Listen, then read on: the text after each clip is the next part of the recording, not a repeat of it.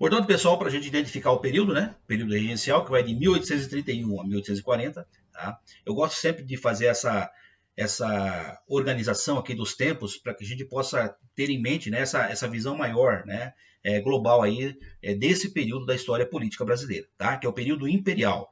Tá? O período imperial durou, aliás, 67 anos, tá certo? É o período que vai da nossa independência, tá? Proclamada em 1822, até o ano de 1889, aí, com a deposição do imperador Dom Pedro II.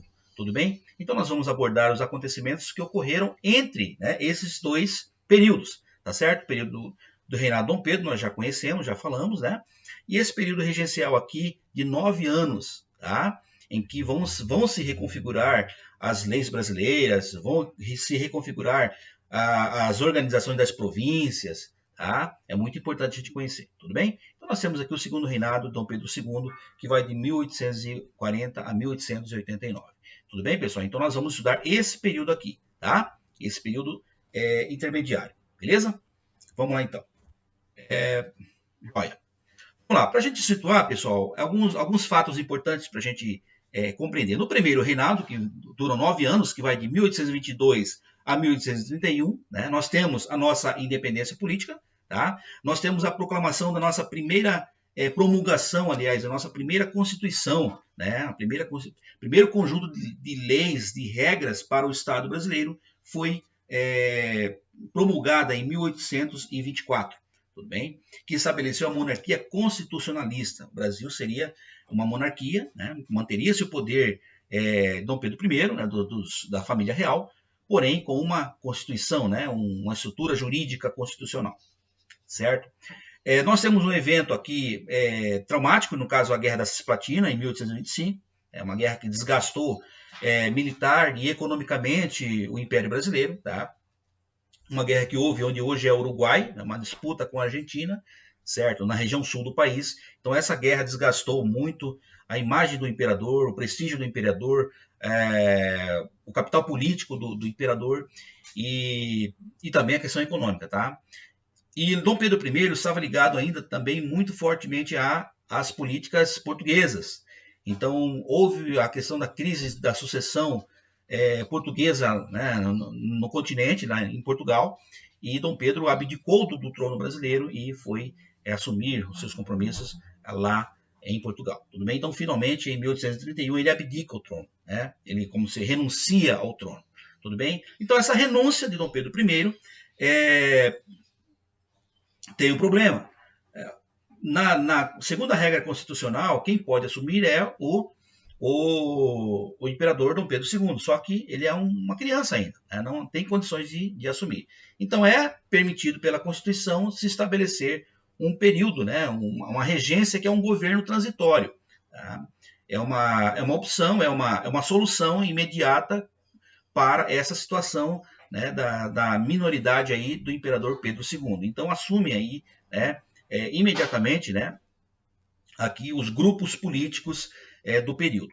Tudo bem? Então nós vemos aqui o período regencial, ele é instaurado após a renúncia de Dom Pedro I, tá? Ele é composto pelos integrantes das elites agrárias, certo? Lembrando que na primeira Constituição, pessoal, a determinação, a decisão de quem poderia participar da política brasileira estava ligada à economia. Então, ou seja, quem tivesse posses poderia participar tanto da votação quanto da eleição. Tudo bem? Então era um critério muito econômico, tá?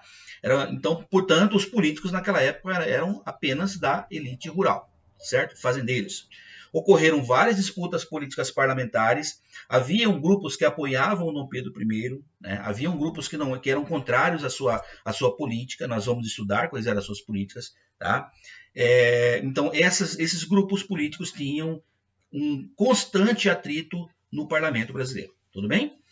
Haviam diversas revoltas provinciais, nós veremos várias delas, tá? Foi nesse período que o Brasil ocorreram muitos tumultos, né, sociais, né, tumultos populares, revoltas populares, né, contra, muitas vezes, as decisões econômicas, as decisões políticas, né, e principalmente pelo quadro de miséria e exclusão social. Tudo bem? Foram nesse período também, pessoal, que decretaram-se decisões importantes para a constituição política dos estados, tá certo? Nós temos aí várias decisões, o estabelecimento de várias leis que, ao longo prazo, elas facilitaram, né, a autonomia, a liberdade dessas províncias, tá certo? E encerrou-se esse período com a campanha pela maioridade de Dom Pedro II.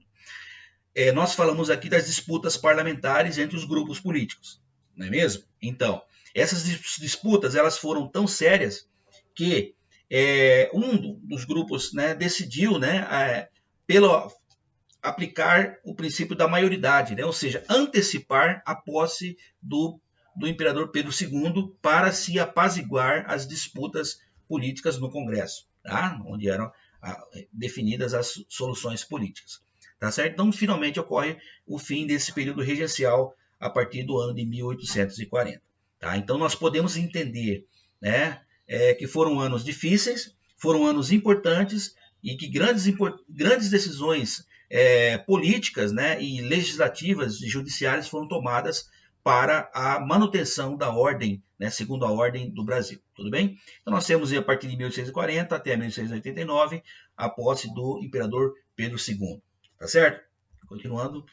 Beleza. Vamos lá. Então, quais foram as etapas dessa regência? É um período transitório, tá? Primeiro momento, em 1831, ocorreu a regência trina provisória. Trina, porque era composto por 3 políticos, representantes dos proprietários rurais e de diferentes províncias do país, tá? Francisco Lima e Silva, Nicolau Vergueiro e José Carneiro de Campos, tá? Então, o que eles decidiram? Primeiro, a constituição imediata das assembleias para a criação das leis regenciais, tá? É fundamental que se criem as novas regras. Então, eles definiram a criação dessas regras de como iria funcionar esse período de transição, tá?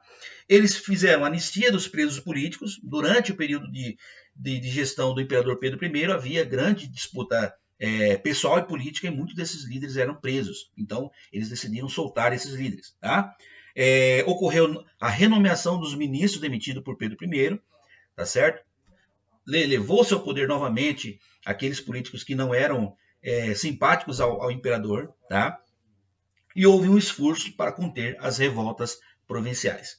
Tudo bem? Então, durante essa primeira decisão aqui da regência trina provisória. Regência trina permanente. Aqui, ó, permaneceu Francisco Lima e Silva, tá? Entrou outro personagem aqui, João Braulio Muniz e José Costa Carvalho. Tá certo, pessoal? Também representante dessas elites rurais. Tá certo? Ele foi marcada, esse período, essa regência trina permanente, que durou 3 anos aqui, né? Aqui, ó, 31, 32, 33, 34. Ele foi marcado por tentativas de conter as revoltas provinciais, tá? Criou-se a Guarda Nacional, tá? Que era a força, que era a instituição, vamos dizer assim, né? Um instrumento para se conter as revoltas nas províncias, tá? Extinguiu-se o poder moderador, tá? O poder moderador, pessoal, era aquele poder que o imperador ele se arrogava para si para decidir qualquer questão polêmica, tá? Quando não houvesse nenhum tipo de acordo entre os grupos políticos, então o imperador ele tinha que dar a sua palavra final, tá? Ele tinha que decidir. Então essa assembleia decidiu tirar esse poder, tá? Tirou o poder moderador, beleza? Ocorreu também, pessoal, a formação das assembleias legislativas nas províncias, tá? Então é a origem que nós temos hoje, né, das assembleias estaduais, tá certo? Começou a ocorrer esses novos acréscimos aqui para poder garantir a autonomia política das províncias. Tudo bem? Houve o aumento do poder do presidente da província, tá? Nos locais, né, as disputas elas foram acirradas, tá? Mas houve essa garantia desse poder para esse presidente da província. Tudo bem? Ocorreu também a criação da regência una, tá? Então, percebam que nesse período aqui, de 3 anos apenas, decisões muito importantes foram tomadas para a tentativa de se manter, né, de se conter as revoltas nas províncias, de se descentralizar o poder, tá? Lembrando que Pedro I ele tinha a política dele era totalmente centralizadora, Tá? Então, quem assumiu durante esse período aqui, eles atuaram de forma descentralizada. Eles garantiram que cada província, que hoje são os estados brasileiros, né, eles pudessem ter a sua autonomia, a sua segurança própria, né, tivesse a sua liberdade de poder gerenciar os seus próprios territórios. Tudo bem? E finalmente nós temos de 1835 a 1840 a regência una, tá? Que vai aqui surgir a figura do padre chamado de Padre Feijó, Diogo Feijó, né? Que ocorreu de 35 a 37, 2 anos aí, ocorreram também as principais revoltas provinciais, no caso, a cabanagem e a Revolução Farroupilha, tá? O Padre Feijó ele encarou, né, momentos muito difíceis mesmo para a história política regional do nosso país, tudo bem? Ele reprimiu com energia essas revoltas, tá? Ele sofreu contínua oposição da imprensa, do clero e dos setores rurais, tá certo? Pessoal, o Padre Feijó, ele teve como marca, né, a sua autenticidade e que ele entrou em choque, né? Essa história não é muito contada, mas permanece nas entrelinhas, né, da história oficial, né? Ele tinha uma posição política e econômica diferente das elites rurais. Tá? Ele era contra a escravidão, tá? Ele entendia que o país precisava se modernizar e que a escravidão era um impedimento para esse objetivo. Então ele declarou que ele era contra esse processo de escravidão, né? Essa economia baseada na escravidão. E ele, logicamente, né, no momento em que o país vivia dependente dessa mão de obra escrava para a manutenção da sua economia, ele foi muito mal visto. Tá? Ele teve problema com o clero, com a igreja, né? Porque ele também tinha a posição de que os padres, né? Ele era contra o celibato, né? Que os padres deveriam ter famílias, né? Então ele atendia muitos interesses, né? Pessoais também, de posições pessoais. Tá? E os setores rurais e o clero também foram muito opostos a ele. Beleza? Ele renunciou por falta de apoio político. Tá? E assumiu Pedro de Araújo Lima, que foi de 1837 a 1840, tá? Que defendeu a restauração da ordem, a organização da segurança público-privada.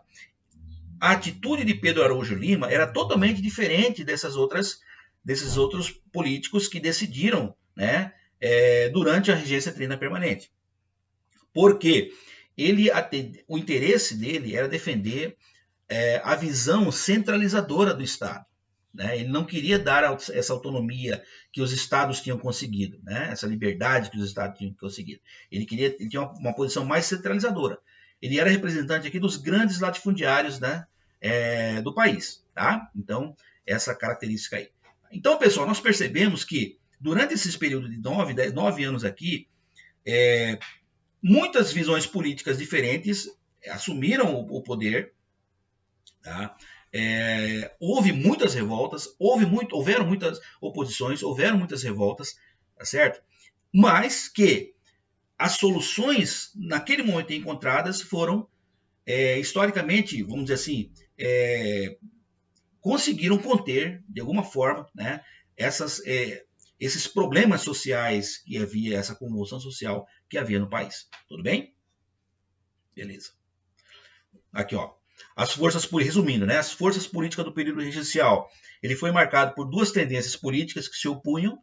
Tá? No caso, havia as tendências políticas que defendiam as autonomias nas províncias. Tá? É o que nós falamos. Alguns políticos defendiam que as províncias tinham que ter poder e liberdade próprias, enquanto que outros não. Né? O modelo econômico, o liberalismo e o escravismo. Tá? Eles queriam mais uma política mais centralizadora. Tá? Houve também o maior direito de participação política. Tá? Alguns políticos entendiam que alguns grupos não teriam que ter participação política, outros já defendiam que seria necessário essa participação. Tudo bem? Vamos ver o nosso tempo aqui.